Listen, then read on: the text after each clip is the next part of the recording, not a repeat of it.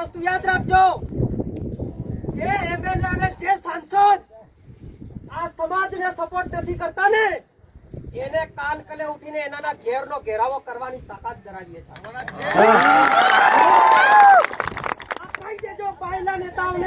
પણ આજે ત્યારે જ મારે કેવું પડ્યું કે એક બાજુ તમે સરકાર અમારી સાથે સમાધાનની વાત કરે છે અને બીજું વાત સરકારમાંથી એવો આદેશ આપવામાં આવે, જંગલ ખાતાના વડાઓ ઉપરથી ગાંધીનગરથી એવો આદેશ આપવામાં આવે છે, ડીએસપી ને ડીએફઓ ની સૂચના આપે છે કે આ વિસ્તારમાં ચકલું પણ નહીં ફરવા જેવું. તો શું આ લોકશાહી છે?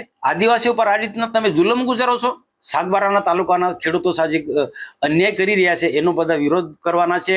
કારણ કે સાગબારાના તાલુકાના રોકે છે અને ઉમરપાડા તાલુકાના લોકોને ખેડવા દે છે. આ બેધારીથી નહીં ચાલે ને. કાં તો રોકો તો સુરત જિલ્લા ઉમરપાડા તાલુકાનો પણ રોકો અને ખેડવા દો. સુરત વાળાને ખેડવા દો, ઉમરપાડા તો નર્મદા જિલ્લાના સાગબારાનો પણ ખેડવા દો.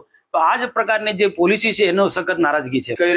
સરકાર બે મોડાની વાતો કરે છે, કાં તો મંત્રીઓને ખબર નથી કે એમના અધિકારીઓ શું રમત રમે છે. એક બાજુ મંત્રીઓ મને એમ કહે છે કે આપણે સમાધાનની ફોર્મ્યુલા અપનાવવા કરવાની છે અને લોકોને સમજાવીને મુખ્યમંત્રી સાથે બેસીને કંઈક વાટાઘાટો કરીશું, એ મારી સાથે બીજી વાત કરીને બીજી બાજુ એમના ઉચ્ચ અધિકારીઓ એવો આદેશ આપે ડીએસપી ને અને ડીએફઓ ને કે અહીંયા ચકલું પણ નહીં ફરકવું જોઈએ. ચૈતર વસાવા જેલમાં બંધ છે, જે આદિવાસી માટે લડતા હતા, બોલતા હતા, સરકારની સામે પડતા હતા, હવે એ કામ ક્યાંક મનસુખ વસાવા કરી રહ્યા છે. બડબોલા નેતા તો છે, પણ ભાજપને કહી દીધું છે કે હવે તમે પણ જોઈ લો કે મને કોણ રોકીને બતાવે છે. બિલકુલ રીધિ, અહીંયા આગળ સમજવાની વાત એ છે કે મનસુખ વસાવા માટે બોલવું એ હવે મજબૂરી થઈ ગઈ છે. ત્યાં આગળ કામ કરવું પડશે મનસુખ વસાવાને, કારણ કે ચૈતર વસાવા અત્યારે જેલમાં છે.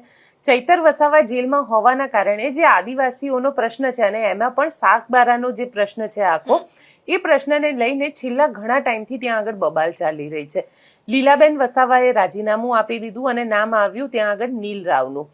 નીલ રાવ અને મનસુખ વસાવાને નથી બનતું. એ ખુદ ગાંધીનગરના જે પણ ભારતીય જનતા પાર્ટીના નેતાઓ છે બધાને ખબર છે કે આ લોકોને નથી ભળતું. હવે અહીંયા સવાલ એ ઉભો થઈ રહ્યો છે કે મનસુખ વસાવા પોતે સક્રિય છે સાંસદ તરીકે, આદિવાસીઓના હક માટે બોલે છે ત્યાં આગળ, અને